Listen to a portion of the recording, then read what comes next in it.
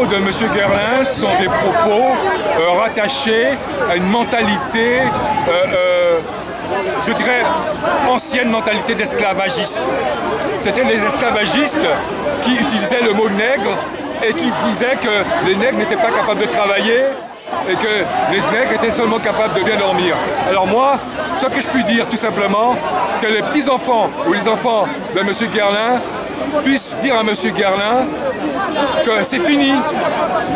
Nous sommes au début du XXIe siècle et que les choses ont tourné, que les Noirs maintenant existent avec leur dignité, avec leur identité.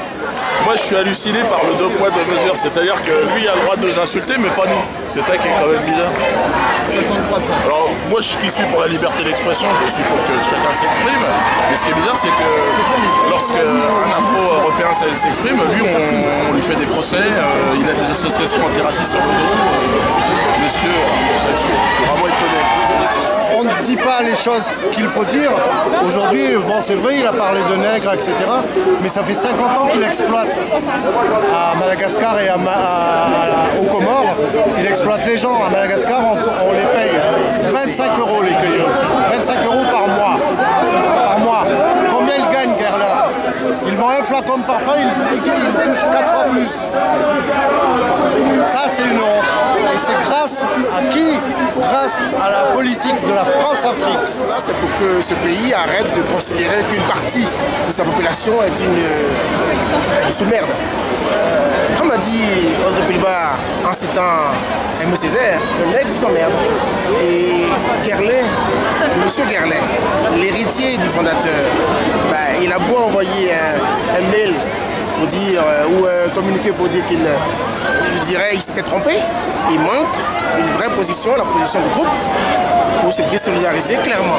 Et puis, ce qui est clair, c'est que là, c'est une insulte raciste à l'encontre d'une partie de la communauté nationale, mais pour laquelle on ne voit pas l'ensemble des dirigeants se lever pour une partie de la population. Total qu'il y a eu, on est en 2010, grand manque de respect. Et je pense qu'aujourd'hui, il est temps qu'on se réveille, il faut qu'on arrête de laisser passer ce genre de choses. C'est inacceptable. Je pense qu'il faut arrêter de porter du Guerlain. Moi, que Dieu me préserve à vie, je porte plus par là. Ça, c'est clair et net. Oui. Le mec qui nous traite en direct au 13h, je pense que non seulement déjà la chaîne doit être condamnée, lui, il doit être condamné aussi. Il doit passer au tribunal. Et je demande vraiment à tous les gens qui sont inconscients et qui ont une langue mauvaise, d'aller prendre les transports le matin et de voir si le nègre travaille ou pas. Je pense que là, c'est vraiment une insulte. Et le monde entier doit être au courant de cette histoire. Donc voilà, j'espère qu'il sera poursuivi. Parce que par exemple, quelqu'un comme Sarkozy va à Dakar, il va raconter en fait que les Africains ne sont pas encore rentrés dans l'histoire, n'ont pas le sens de la temporalité, etc. Ça, je trouve que c'est grave. C'est beaucoup plus grave que cette histoire de nègre et de Guerlain. Parce que ces histoires de Guerlain est un homme du siècle dernier. Ça, avant, ça se disait tout le temps en France. Maintenant, c'est un Guerlain qui dit ça. Mais c'est pas pour autant qu'on peut excuser. On n'a pas jamais excusé. Je suis simplement en train de dire quand au fond quelque chose. Lorsque Sarkozy dit ça et qu'on ne réagit pas à Sarkozy, quelque part, ça veut dire qu'on ne travaille pas mentalement assez. Ça veut dire que quelque part, on n'a pas assez de penseurs. On ne réfléchit pas assez. Parce qu'on ne peut pas. Que faut-il faire? Est-ce qu'il faut développer plus des clubs de réflexion noire pour travailler l'interconnexion par la suite? Ou alors, que faut-il faire, Serge? Je pense qu'il faut s'écouter. Je pense qu'il faut vraiment beaucoup s'écouter et être bon. Par exemple, je vois le travail, par exemple, que font les Antillais. Je prends par rapport au comité marche du 23-98, où on est en train de renverser l'image que nous avions de l'esclave. Quelle émotion après ce dérapage et surtout peut-on interpréter de ce genre d'actes aujourd'hui en France? Moi j'ai pas d'émotion, je suis plutôt armé de détermination, de colère devant ces poncifs qui malheureusement sont sortis sur le service public.